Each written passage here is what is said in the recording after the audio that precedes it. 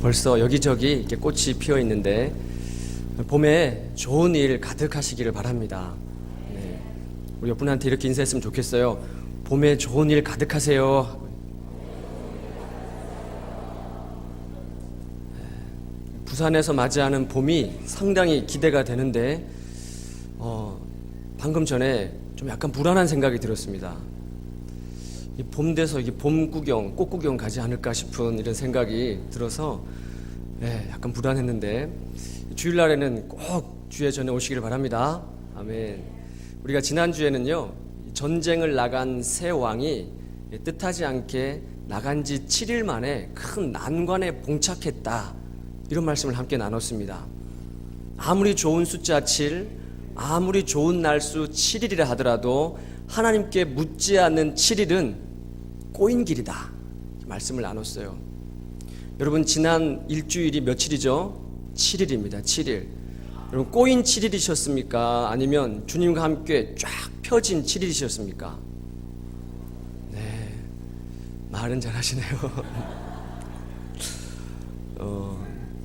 저는 새벽에 기도하는 게 참 좋습니다. 그냥 목사니까 뭐 저런 말 하겠지, 이렇게 쳐다보실 수도 있으실 텐데, 새벽마다 하나님 앞에 나가서 기도하는 게 참 좋습니다.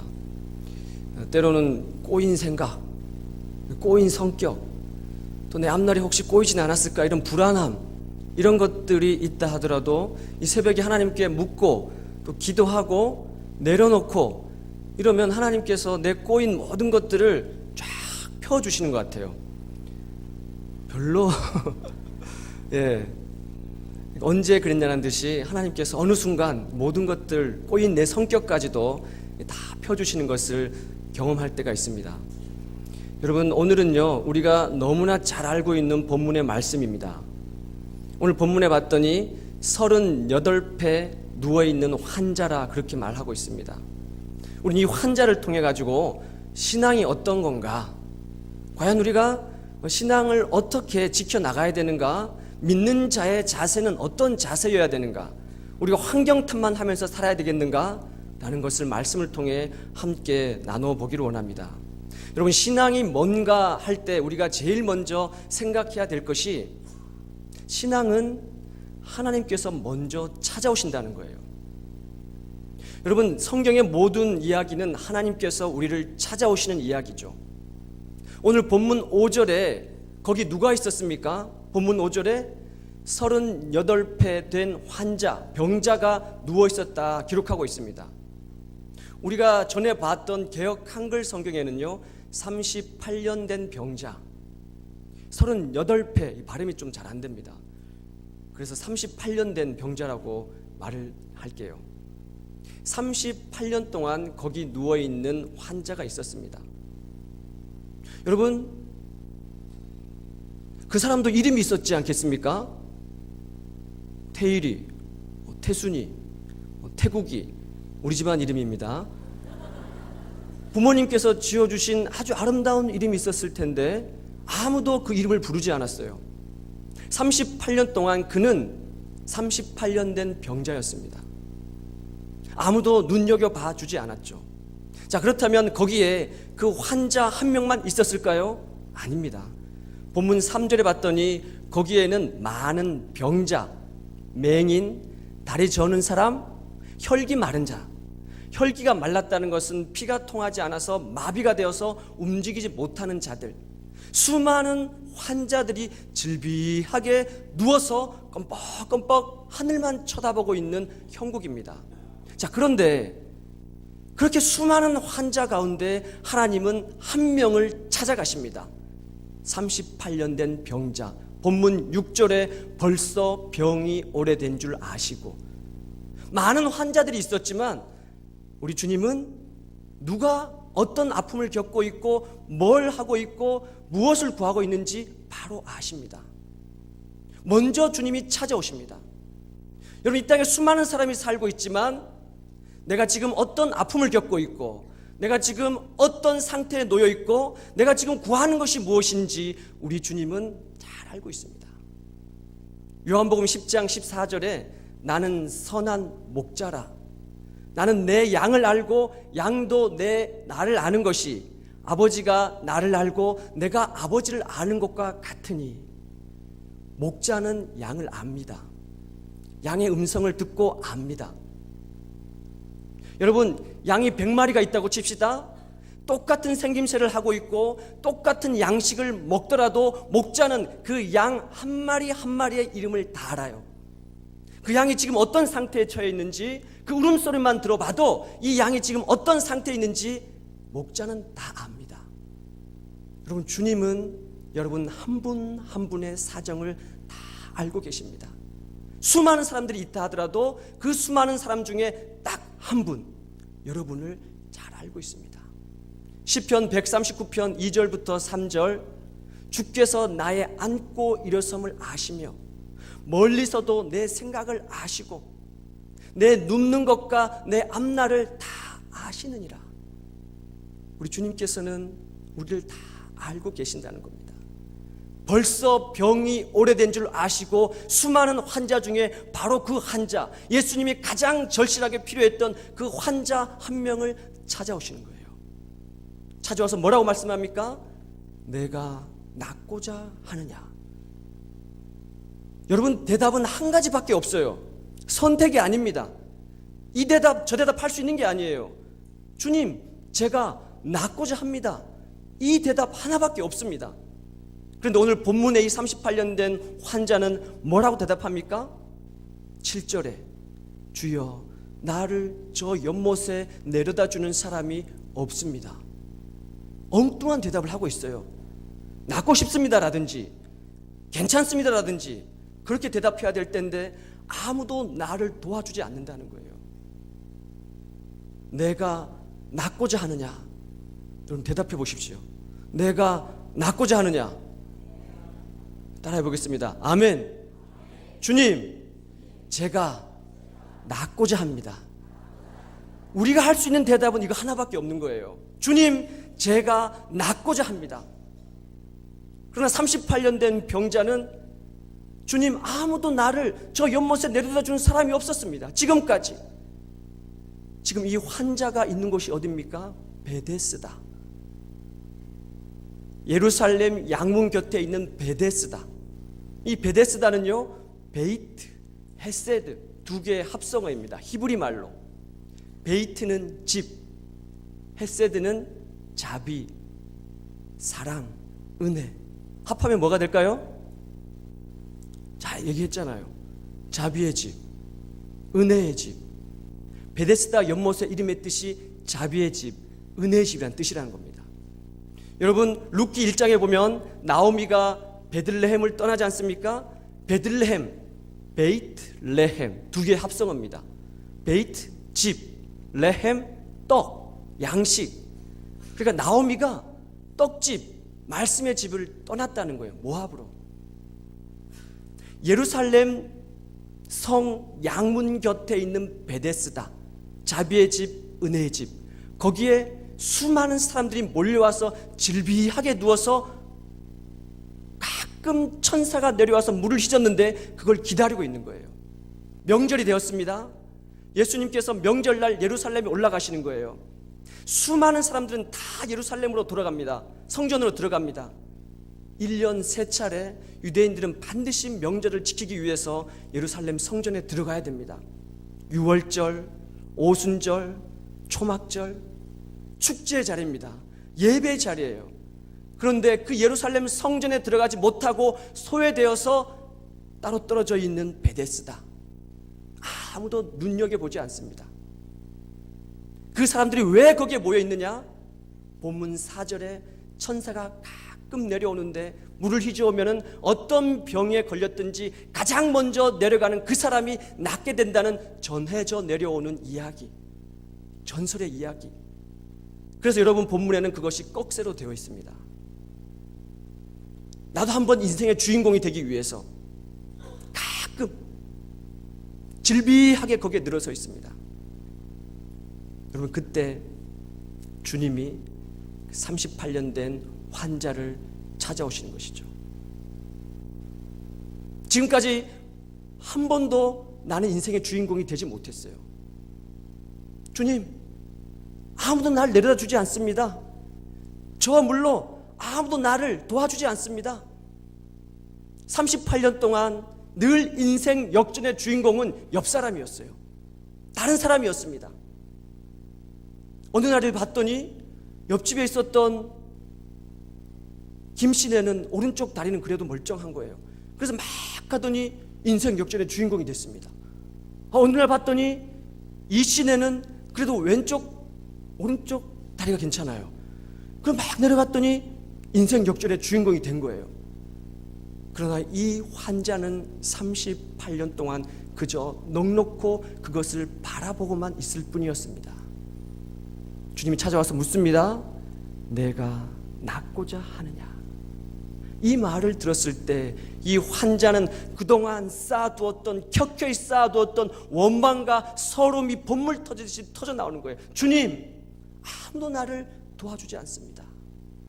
아무도 나를 저기에 내려다 주지 않습니다. 하나님 때문입니다. 하나님 때문입니다.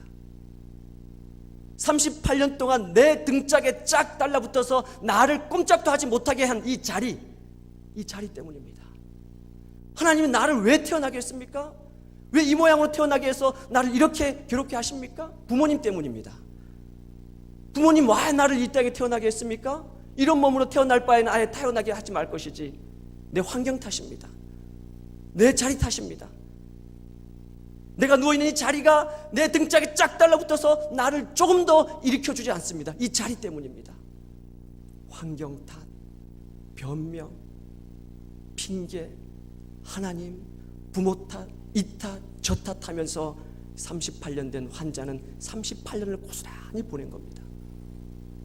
사랑하는 교우 여러분, 오늘날에도 이 베데스다 연못가에 얼마나 많은 사람들이 질비하게 늘어서 있어서 요행을 바라고 신기루를 찾고 있습니까? 여러분, 얼마 전에 제가 인터넷 뉴스를 봤더니요, 로또, 복권, 명당 그 집에는요 막 수십 미터 줄을 쭉 서 있어요. 그거 살려고. 여기는 안 계시죠? 네. 신기루를 찾기 위해서 어쩌다 한번 그 신기루를 찾기 위해서 이 탓, 저 탓 하면서 세월을 보내고 있는 거예요. 38년의 세월이 흐르는 동안 다 망가져 버리고 맙니다. 내 몸도 다 망가지고, 내 주변도 다 망가지고, 내 가족도 다 망가지고, 모든 것이 다 망가져 버리고 말아요. 주님께서 찾아오셔서 말씀하십니다.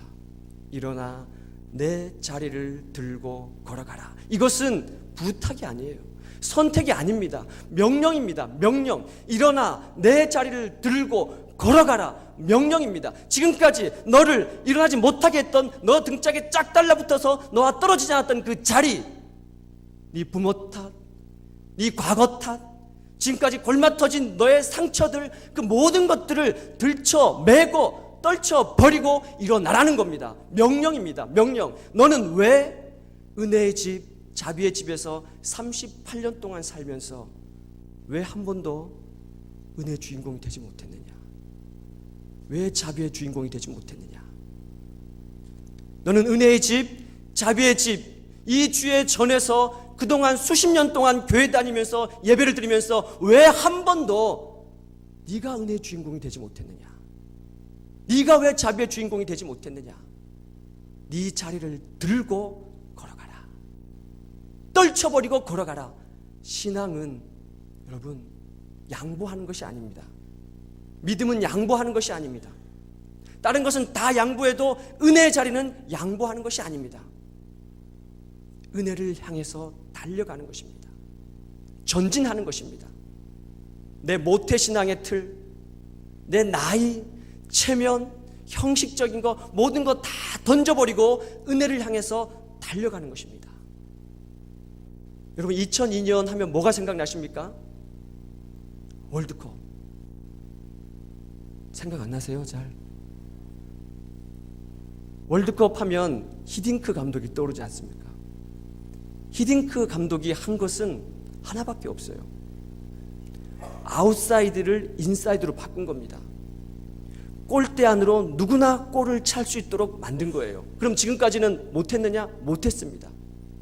혈연, 지연, 선배, 순서가 돼야 골대 안으로 공을 찰 수 있었던 거예요.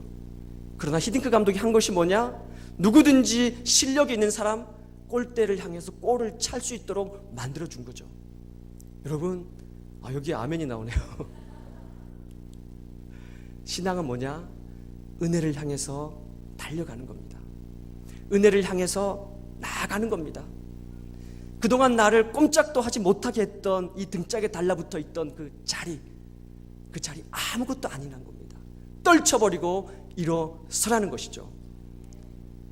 사랑하는 교우 여러분, 우리는 지금 은혜의 자리를 향해서 달려가고 있습니다.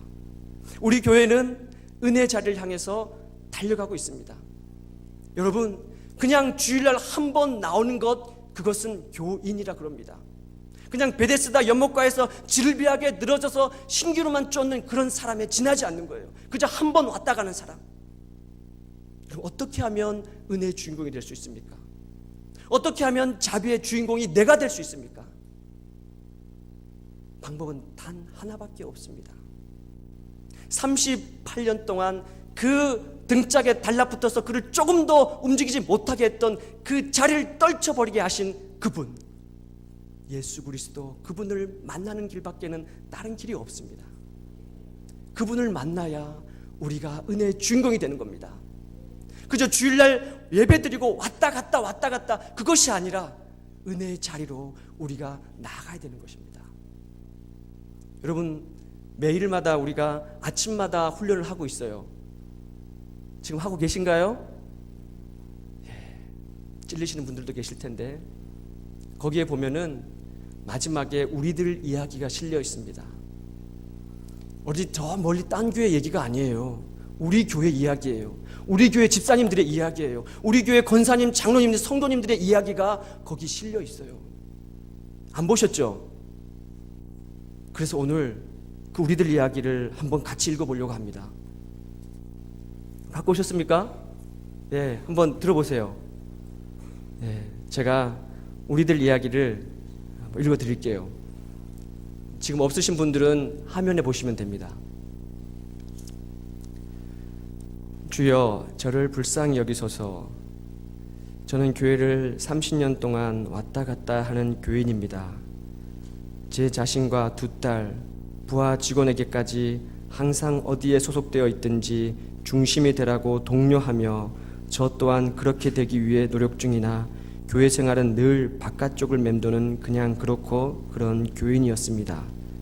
사실 제가 온마음 다해 새벽기도에 참석한 것은 집사람과 동영교회 교인으로서 의무감으로 참석했습니다. 첫날 기도의 시작 전 만난 장로님들, 권사님들, 집사님들과의 만남이 불편해서 그냥 평소대로 형식적 인사만 하고 기도실로 들어간 그 짧은 순간, 앞자리로 가서 예배를 하자는 마음이 생겨 용감하게 앞자리에 착석했습니다. 사실 저는 전에 딱 한 번 새벽 기도에 참석한 적은 있습니다만 이날의 새벽 예배 시간이 주일 예배 시간과 다르게 느껴지며 지나온 교회 생활이 후회되었습니다. 예배 후 각자의 절실한 기도 제목으로 기도할 때 주님께서는 못난 죄인인 저를 아끼고 사랑해 주셨다는 마음이 들며 눈물이 눈가에 맺히기 시작했습니다. 감사의 눈물인지 회개의 눈물인지 모르겠으나 예배 후 기도실을 나올 때 제 마음의 뿌듯함과 기쁨이란, 주여 저를 불쌍히 여기소서. 제가 진작 주님께서 보내신 새벽기도의 메시지를 받았더라면 저는 지금의 내가 아닌 주님께서 보시기에 흡족한 저였을 것을 알았습니다. 주여, 제가 낮아지고 나중된 자가 먼저 된 자가 되기를 간절히 원합니다. 주여, 새벽기도로 제게 보내신 메시지 기쁨으로 받았습니다. 주님의 메시지에 응답하고 실천하며 늘 기도하겠습니다. 온 마음 다해 새벽기도 감사, 동영교회 가족에게도 감사. 아멘. 우리 박수 한번.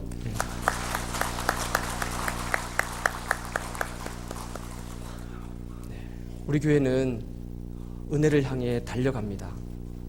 여러분이 다 은혜의 주인공이 되시기를 간절히 부탁을 드립니다. 환경 탓, 이 핑계 저 핑계 38년이 흘러갑니다. 주님은 우리에게 떨쳐버리라고 말합니다. 우리 교회는 이 아침마다 묵상을 통해 가지고 지금까지 계속 훈련을 해왔습니다. 이제는 각자 말씀 묵상한 걸 가지고 나눔 훈련을 할 겁니다. 335 그룹을 만들어 가지고 모임을 만들어서 다른 게 없어요. 그냥 집에서 여러분이 매일매일 읽어온 이 말씀 묵상을 가지고 3명, 4명, 5명 모여가지고 함께 나누는 겁니다. 그러면 거기에 놀라운 은혜가 있어요. 지금 우리는 벌써 시작을 했습니다. 우리 교직원들, 목사님들과 직원들이 함께 모여서 한 주에 한 번씩 지금 시작을 했어요. 그리고 권찰에도 지금 지난주 금요일부터 연습을 하고 있습니다. 훈련을 하고 있어요. 그리고 새가족들도 하게 될 것이고 청년들도 지금 소그룹을 모여서 이걸 하고 있습니다. 여기에 하나님의 은혜가 있습니다. 우리 원로 장님들도 모여서 이제 하게 될 날이 얼마 남지 않았을 것 같고 여기저기 이런 말씀 나눔의 모임, 그 나눔을 할 때 하나님께서 우리에게 놀라운 은혜를 덧입혀 주십니다. 은혜의 주인공이 되는 겁니다. 하나님께서 우리 교회를 향해서 마련해 놓으신 이 큰 은혜의 잔치에 여러분들이 모두 다 주인공이 되시기를 간절히 소원합니다. 아멘. 하나님 아버지 감사합니다. 38년 동안 아무것도 하지 못했던 그 환자에게 가셔서 네 자리를 들고 일어나라고, 네 등에 붙어있는 그 환경, 이런 이유 저런 이유 그런 건 모두 다 떨쳐버리고 일어나서 은혜를 향해 달려가라고 말씀해 주셨습니다. 주님, 우리도 은혜를 향해 달려갑니다. 우리를 불쌍히 여겨주시고 하나님께서 우리를 맞이해 주시고 그 은혜의 주인공이 여기 모인 모두가 될 수 있도록 은혜를 베풀어 주시옵소서. 예수님의 이름으로 기도드리옵나이다. 아멘.